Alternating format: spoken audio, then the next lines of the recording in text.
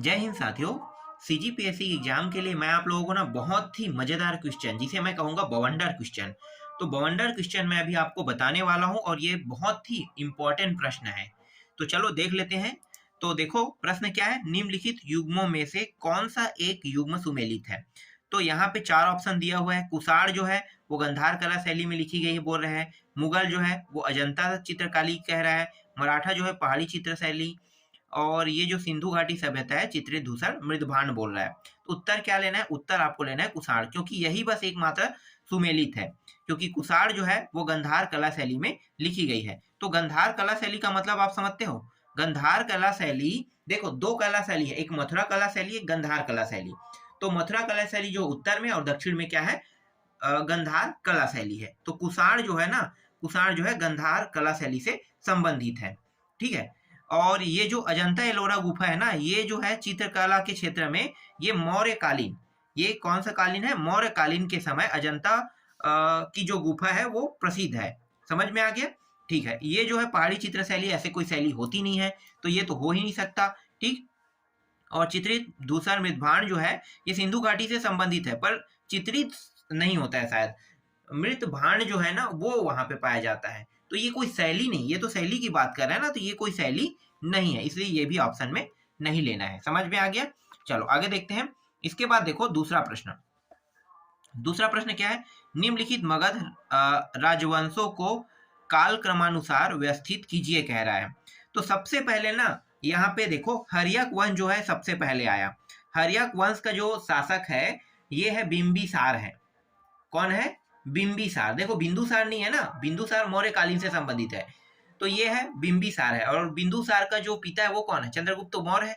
ठीक है। तो हम अभी उसके बारे में बात नहीं कर रहे हैं, हम बात कर रहे हैं हर्यक वंश के बारे में बात करें। तो हर्यक वंश जो है इसके जो प्रथम जो शासक है, ठीक है, जो इसकी स्थापना किया है वो बिंबिसार है। बिंबिसार को इसके ही बेटे ने मार दिया, अजातशत्रु है, अजातशत्रु को भी उसके बेटे ने मार दिया जिसका नाम है उदयन। ठीक है। तो ये इस वर्ष का शासक, तो ये पहले शासक, पहला आपको ये लेना है। ठीक है। चौथा पहला में आएगा। इसके बाद जो शासक आया, मतलब जो इसके बाद जो राजवंश आया वो है नंद वंश है। नंद वंश का जो अंतिम शासक वो तो आप सभी जानते हो ना। नंद वंश का अंतिम शासक घनानंद, जिसे चंद्रगुप्त मौर्य ने हराया। तो इसके बाद कौन सा आएगा, मौर्य वंश आना चाहिए ना। तो सही कह रहे हो, अगर आप सोच रहे हो तो मौर्य वंश आएगा इसके बाद। तो चंद्रगुप्त मौर्य ने इसे हराया। इसका बेटे का नाम है बिंबिसार, सॉरी बिंबिसार नहीं, बिंदुसार। ठीक है, बिंदुसार। और बिंदुसार का बेटा जो है अशोक है। तो ये आप लोगों को कुछ समझ में आ रही स्टोरी। तो ये अशोक हो गया। इसके बाद जो अंतिम वाला है ना, ये सुंग वंश आया। तो समझ में आ गया, हर्यक वंश, फिर नंद वंश, फिर मौर्य, फिर सुंग वंश जो है अंतिम है। इस तरह से टिक लगाना है। तो 4 1 3 2 को आपको लगा लेना है, बी इसका आंसर रहेगा।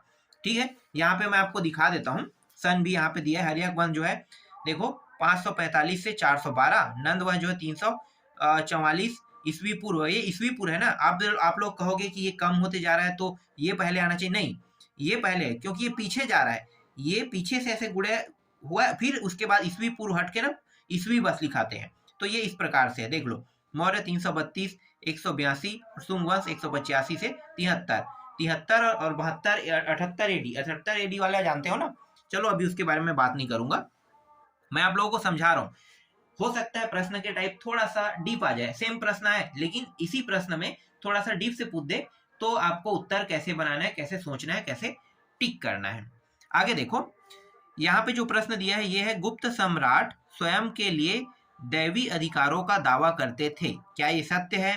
तो ये दूसरा देख लेते हैं, उनका प्रशासन नितांत केंद्रीकृत था, उन्होंने भूमि दान की परंपरा का विस्तारित किया। तो देखो इसमें ऑप्शन जो है ना 1 और 3 सही है। मैं आपको बता देता हूँ कि गुप्त सम्राट मतलब जो गुप्त कालीन है ना, तो गुप्त लोग जो है अपने आप को, जब देखो एक चीज मैं बता देता हूँ कि गुप्त जो सम्राट होते हैं ये जो है ना, ये वंशानुगत होते हैं। मतलब जिसका बड़ा बेटा है, मतलब ये है वंशानुगत होता है, और सबसे बड़े बेटे को गद्दी मिलता है। ठीक है, चाहे 4 भाई 5 भाई रहे उससे कोई फर्क नहीं पड़ता। वंशानुगत में सबसे बड़ा बेटा जो है ना उसी को ही गद्दी मिलेगा, और जिसे गद्दी मिलता है उसे देव की उपाधि दिया जाता है, इसलिए देवत्व कहा जाता है। इसका मतलब ये कथन सही है। और ये वाला जो कथन है उसका प्रशासक नितांत केंद्रीकृत था, तो ये नहीं है, ये असत्य है। ठीक है, ये सही नहीं है कथन, तो ये इसको आपको लेना नहीं है। किसको लेना है? 1 और 3 को लेना है। इसको क्यों नहीं लेंगे? केंद्रीकृत था। तो एक चीज बता देता हूँ, केंद्रीकृत का मतलब होता है जिसकी पूरी अधिकार राजा के पास हो। ठीक है, राजा अकेले करे और कोई ना करे, उसे केंद्रीकृत कहते हैं। लेकिन मंत्रिमंडल तो है ना, मंत्री भी तो संभालते हैं, मुख्यमंत्री है, सेनापति है, ठीक है, बहुत सारे विभाग के लिए अलग अलग अधिकारी है, मतलब अलग अलग पद बनाए हैं। इसीलिए इसका जो प्रशासन नितांत केंद्रीकृत जो कह रहा है ये नहीं है आएगा। ठीक है, इसलिए ये नहीं लेना है आपको। अगला क्या है? उन्होंने भूमिदान की परंपरा, ये सही है, भूमिदान भी वो लोग करते थे। अगला प्रश्न देखो, सूची 1 राजवंश एवं सूची जो राजधानी को कूट के आधार पर मिलाइए कह रहा है। तो ये जो प्रतिहार है ना, ये कन्नौज पे आएगा। और चोल जो है वो तंजौर इसकी राजधानी है, परमार की राजधानी धार है, और सोलंकी की राजधानी क्या है? अनहिलवाड़ है। ठीक है, अनहिलवाड़ ले लेना है। समझ में आ गया? चलो आगे देखते हैं, नेक्स्ट प्रश्न की ओर बढ़ते हैं। तो हमारा जो अगला प्रश्न है, ऐसे ही प्रश्न है सीजीपीएससी के एग्जाम में आते हैं, देख लो। अगर ये टफ लग रहा है तो सोच लो, इतना ही टफ प्रश्न आपके एग्जाम में आएगा। और ये बहुत मजेदार प्रश्न भी है। मैं आपको अभी तो इतिहास से दे रहा हूँ, अभी संविधान बचा है, अभी बहुत सारा टॉपिक बचा हुआ है। संविधान है, अर्थशास्त्र बचा हुआ है, ठीक है, और क्या बचा है भाई? और है विज्ञान बचा हुआ है। तो इन टॉपिकों से तो अभी क्वेश्चन आना बाकी है। तो चलो मैं अभी नेक्स्ट प्रश्न को बताता हूँ आपको। देखो, निम्नलिखित में से कौन सा कथन बलबन, ठीक है, के संबंध में सही नहीं है? तो पहला क्या है? उसने रियाबत ए खुदाई के सिद्धांत का प्रतिपादन किया, उसने इक्तादारी व्यवस्था का प्रारंभ किया, उसने तुर्कान ए चहलगामी का प्रभाव समाप्त कर दिया, उसने बंगाल के विद्रोह का दमन किया। उत्तर क्या लेना है? बी लेना है, उसने इक्तादारी व्यवस्था का प्रारंभ किया। इक्तादारी क्या है? चलो मैं इसको आपको थोड़ी देर बाद बताता हूँ। पहले मैं बलबन के बारे में आपको थोड़ा सा स्टोरी बता देता हूँ। ठीक है, बलबन जो है ना, एक दास था। गयासुद्दीन तुगलक जो जानते हो, ठीक है, उसका ये क्या था? दास था। तो 1266 से 86 के बीच में जो इल्बारी जाति है ना, इससे ये संबंधित है। और बलबन इल्तुमिश का क्या था? इल्तुमिश, एक सेकंड मैं इसे बताना चाहता हूँ, गयासुद्दीन से, ठीक है, इल्तुमिश नहीं, गयासुद्दीन तुगलक। ठीक है, तो गयासुद्दीन तुगलक का क्या था? ये दास था। और इल्तुमिश ने एक 40 सरदार की जो गुट बनाया था ना, और जब बलबन दास था तो दास को सत्ता मिल गया। तो जो इल्तुमिश के द्वारा जो 40 तुर्की सरदारों के दल बनाया था, जिसे हम तुर्कान ए चहलगानी कहते हैं, इसे इन्होंने समाप्त कर दिया। ठीक है, इन्होंने क्या कर दिया? समाप्त कर दिया। और इन्होंने सैन्य विभाग जो है ना, दीवान ए अर्ज को पुनर्गठित किया। ठीक है, पुनर्गठित इन्होंने कर दिया। और इसके अलावा इन्होंने नगद भुगतान भी देना चालू कर। देखो, कई टाइप से प्रश्न पूछेगा बलबन से। बलबन से बहुत से प्रश्न आते हैं। तो मैं आपको बता देता हूं कि जैसे इसका मुख्य जो प्रश्न है ना, वो ये है कि दीवाने अर्ज से पूछ सकता है, सैन्य विभाग है। दीवाने अर्ज क्या है? तो सैन्य विभाग बताना। एक प्रश्न ये हो गया। दूसरा प्रश्न क्या है? दूसरा प्रश्न ये है कि इसने कौन सी प्रथा चलाई? तो एक तो है सिजदा है, और एक है पाबोस है। सिजदा का मतलब सिर झुकाना, मतलब राजा के सामने सिर झुकाने की प्रथा को इन्होंने चालू किया, जिसे क्या कहते हैं? सिजदा कहते हैं। और पाबोस का मतलब होता है पांव को चूमना। ऐसी प्रथाओं का इन्होंने क्या किया? प्रथन को चलन में लाया, मतलब अनिवार्य कर दिया, सभी को ये करना अनिवार्य कर दिया। ठीक, इसके बाद इन्होंने फारसी जो रीति रिवाज है ना, उस पे जो आधारित जो नवरोज उत्सव है, उसका भी इन्होंने प्रारंभ कर दिया। ये फारसी के लिए है। ठीक है, फारसियों का है, तो इन्होंने इस प्रथा को चालू कर दिया। और अपने जो विरोधी है उसे मारने के लिए लौ और रक्त की नीति अपनाई। तो पूछा जाता है कि लौ और रक्त की नीति किसने अपनाई? तो बलबन ने अपनाई, ये बताना है आपको। ठीक है, और इन्होंने ही इक्तेदारी जो व्यवस्था है इनका ही प्रारंभ किया था। ठीक है, चलो आगे देखते हैं। समझ में आ गया, इसीलिए यहाँ पे बी आएगा।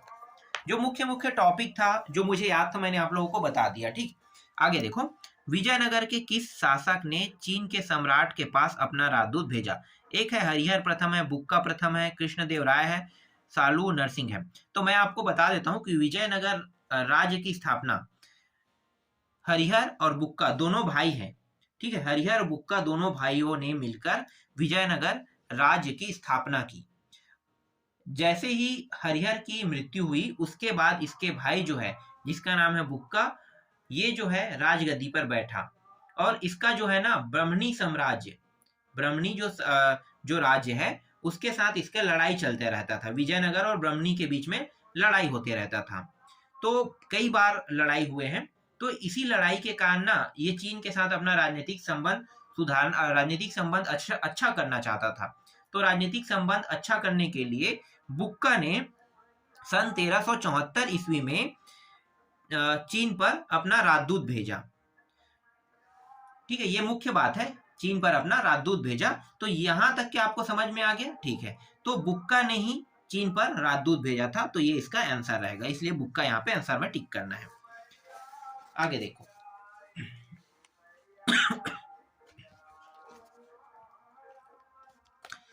अगला है मुगल काल के निम्नलिखित युद्धों को काल क्रमानुसार व्यवस्थित कीजिए कह रहा है। तो घाघरा का युद्ध है, खानवा का, चौसा का है और सामूगढ़ का युद्ध है। उत्तर क्या लेना है आपको, पहले खानवा का लेना है, खानवा के बाद घाघरा का लेना है, घाघरा के बाद चौसा, चौसा के बाद सामूगढ़ लेना है। अब मैं आपको पहले बता देता हूँ कि खानवा का युद्ध जो है ना किसके किसके बीच हुआ है। खानवा का युद्ध जो है ये बाबर और राणा सांगा के बीच हुआ है, ठीक है, राणा सांगा।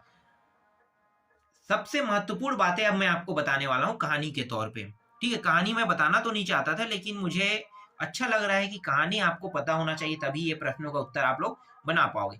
पानीपत के युद्ध के बारे में आप लोग जानते हो, पानीपत का युद्ध कब लड़ा गया? सन 1526 में पानीपत का युद्ध लड़ा गया। किसके किसके बीच में लड़ा गया? तो पानीपत का युद्ध जो है ये लड़ा गया बाबर और इब्राहिम लोदी, ठीक है, इब्राहिम लोदी और बाबर के बीच में लड़ा गया। और बाबर को खुद इनवाइट किन्होंने किया था?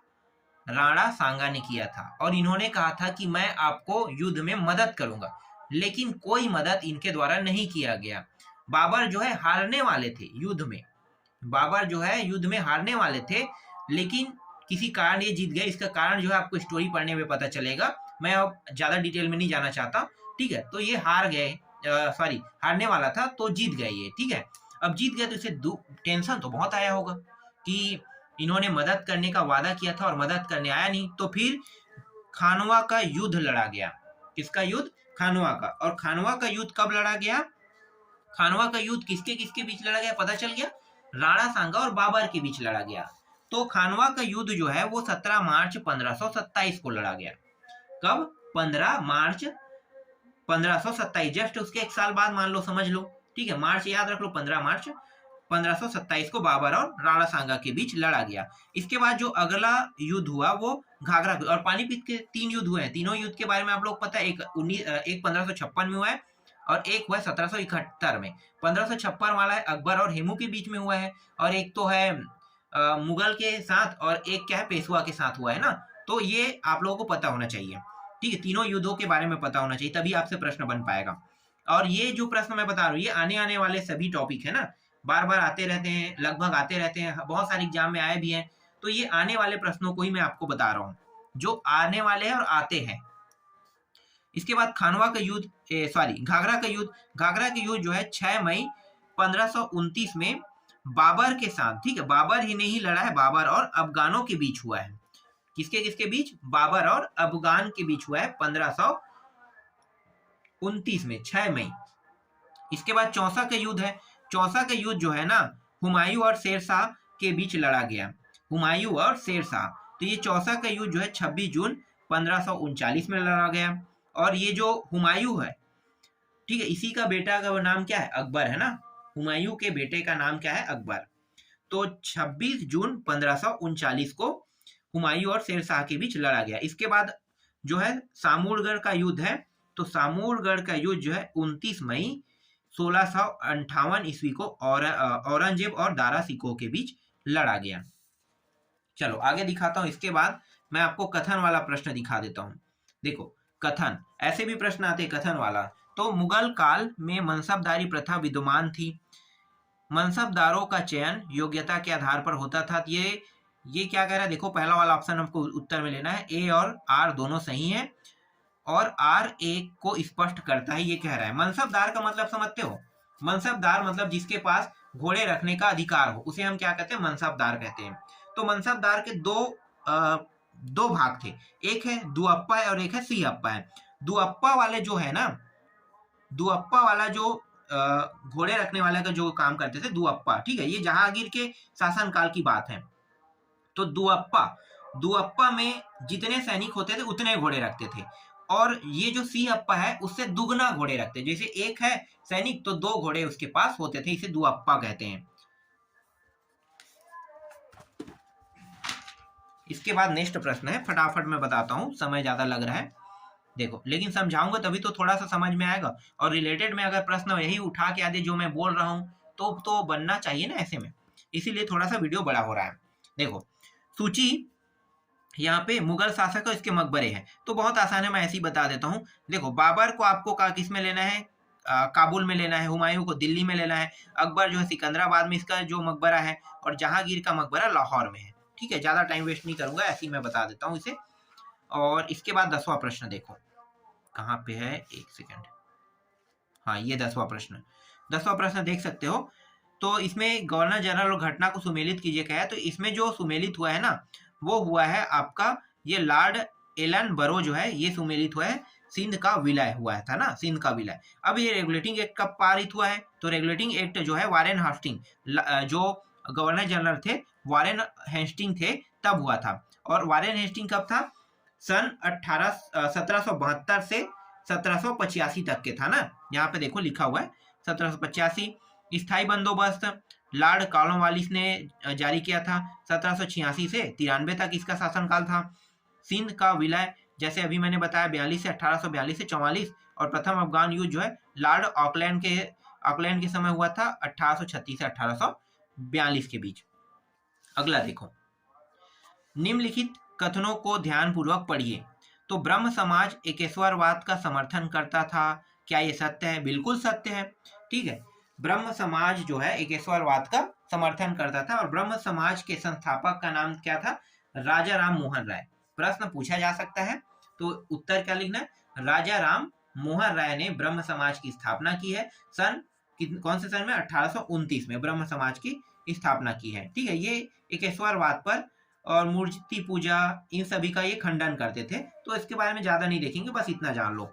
इसके बाद आर्य समाज ने शिक्षा के विकास में योगदान दिया। आर्य समाज के जो संस्थापक है वो स्वामी दयानंद सरस्वती है। स्वामी दयानंद सरस्वती ने 1875 में आर्य समाज की स्थापना की, और जब इसकी मृत्यु हो गई ना, तो इसके नाम से दयानंद सरस्वती के मरने के बाद 1886 में इसके नाम से दयानंद एंग्लो वैदिक संस्थान खोला गया। अगला क्या है, रामकृष्ण मिशन की स्थापना स्वामी विवेकानंद ने की, ये भी सही कह रहे हैं। ठीक है, रामकृष्ण मिशन मतलब रामकृष्ण मिशन जो है, रामकृष्ण जो है स्वामी विवेकानंद के क्या थे, गुरु थे, तो उन्हीं के नाम से इन्होंने उन्हीं के नाम से रामकृष्ण मिशन की स्थापना इन्होंने की 1895 से 97 में। और ये कहाँ पे है, कलकत्ता के पास जो बेलूर है ना, बेलूर में स्वामी विवेकानंद ने वहां पे इन्होंने किया। चलो आगे देखते हैं। इसके बाद 12वां प्रश्न देखो कहाँ पे है, हाँ 12वां प्रश्न देखना है ना हमें, एक सेकंड। ठीक है, 12वां प्रश्न देखो, निम्नलिखित घटनाओं को कालानुक्रमानुसार व्यवस्थित कीजिए कह रहा है। तो देखो सबसे पहले क्या, देखो शिमला समझौता जो है ये तो मुझे पता है कब हुआ है, पहले मैं आपको बारीकी से बता देता हूँ। देखो पहले पढ़ लेते हैं, दांडी यात्रा, शिमला समझौता, तिलक की मृत्यु, चंपारण सत्याग्रह। सबसे पहले चंपारण सत्याग्रह हुआ है। चंपारण सत्याग्रह जो है ना 1917 में हुआ है, जैसे कि यहाँ पे बताया है। दूसरा जो है वो है तिलक की मृत्यु, लोकमान्य तिलक, 1920 में लोकमान्य तिलक की मृत्यु हो गई थी। ठीक है, कैसे हुआ था लोकमान्य तिलक की मृत्यु, पता है? चलो इसके बारे में अभी मैं आपको कोई जानकारी नहीं दूंगा, वीडियो बड़ा हो जाता है। ठीक है, इसके बाद दांडी यात्रा हुआ। दांडी यात्रा जो है सन 1930 में, और शिमला समझौता 1972 में शिमला समझौता हुआ था। ठीक, तो कुछ प्रश्न मैंने अभी जो बताया ना, उसमें थोड़ा बहुत मैंने आपको समझा के भी बताया है, तो आपको कम से कम वीडियो को एक बार देखना है और ये सारे प्रश्नों की प्रैक्टिस कर लेना है। इसके बाद आपको पेपर में जाने के बाद आपको और ज्यादा नहीं पढ़ना पड़ेगा, जो आपको लगता है वो पढ़ सकते हो, और प्रश्न के जो टाइप है जैसे मैं बता रहा हूँ वैसे ही आएगा।